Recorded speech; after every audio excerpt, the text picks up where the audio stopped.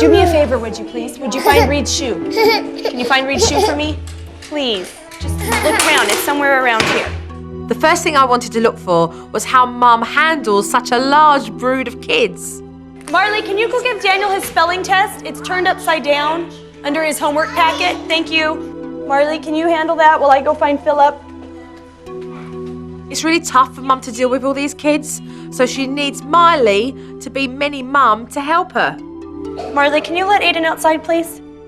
It's a very common practice for firstborns to have the responsibility of looking after all their younger siblings. Run and grab Reed's sipper cup from the bedroom out of his crib. Miley is the oldest child, which leads to Mum putting pressure on her. I'll do this for you. Can you go? No, just give that to him for me, please. Thank you. Honey, I'm flipping you off with my flipping off tower. Stop talking about flipping people off. Stop it. It's rude. Katie's so tightly wound up that she's losing her temper and overreacts with the kids. That something's got to change. Stop it. What's going on?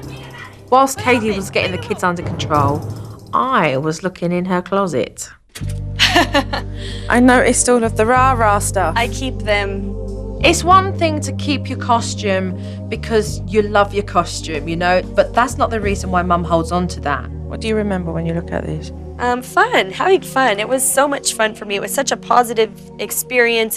They do represent a time that is long gone now, that I had my own identity. This is what helped me really, I think, get through when my parents got divorced, because I was in high school when it happened, and this was my outlet. There is a lot to be said symbolically what these costumes represent for Mum. So, are these symbolic?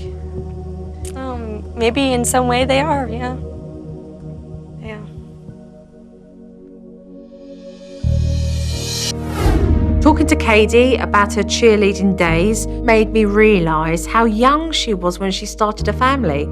I was interested to find out about Katie's childhood and what her relationship was like with her parents. You have a relationship with your mum and your dad now? Yes, I have a great relationship with my mom. She's one of my best friends. But your dad? I don't see him a lot. We have different views on his lifestyle, and so I don't. What's He is homosexual. Right. And so, Daniel and I, even though we frown upon that lifestyle, we accept and love him, but it puts a strain on our relationship.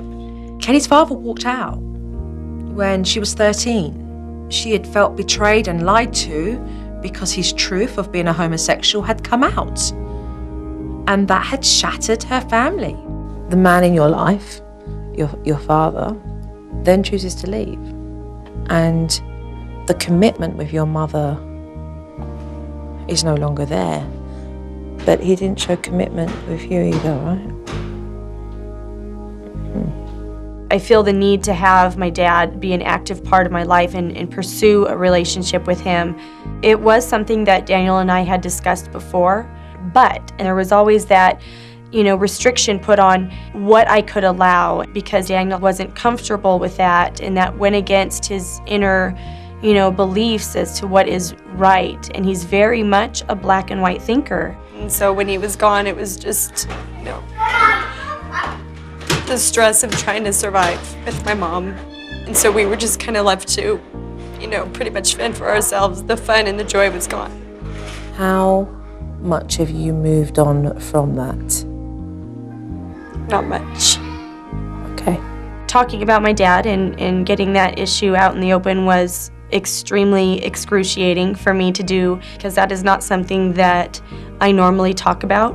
Today was hands down the hardest thing that I've had to do in coming to terms with the whole situation. What do you miss?